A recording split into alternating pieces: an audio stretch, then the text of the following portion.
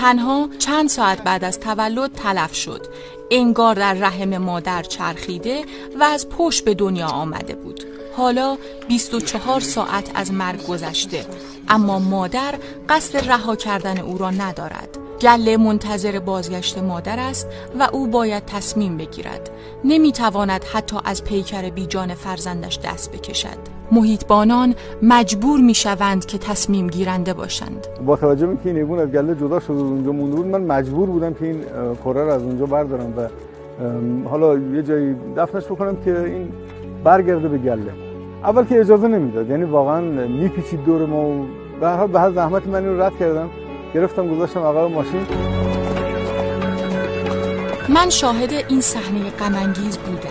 گورخر مادر کیلومترها پشت ماشین دوید، دنبال فرزندی که از دست داده بود اما نمیتوانست از دست دادن او را باور کند. دور ماشین محیطبانی میچرخید، از راست به چپ، از چپ به راست، به این امید که ماشین متوقف شود و دخترش را زنده و سالم به او برگرداند. واقعا میومد میپیچید جلو ماشین، یعنی گورخر میومد میپیچید جلو ماشین، باز ما برامون ادامه میدیم، باز از اون طرف میپیچید، دور ماشین میچرخید. سرعت گرفتیم تا بلکه دست بردارد، اما تا پاسگاه محیطبانی سنگ فرش بی وقفه دوید، از پا نیفتاد، ولی حسابی تشنه شد. سراغ آبشخور کنار پاسگاه رفت، آبی خورد و دوباره برگشت به همان نقطه‌ای که فرزندش را از دست داده بود، در حالی که انگار زجه میزد و ناله میکرد.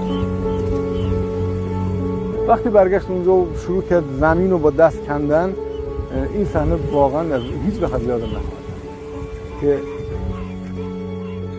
فکر میکردی که مثلا یه انسان اگر بچه‌ش رو به یه جای دفن کنه شاید انقدر احساسات نشون نده که این حیوان انقدر احساسات نشون میده.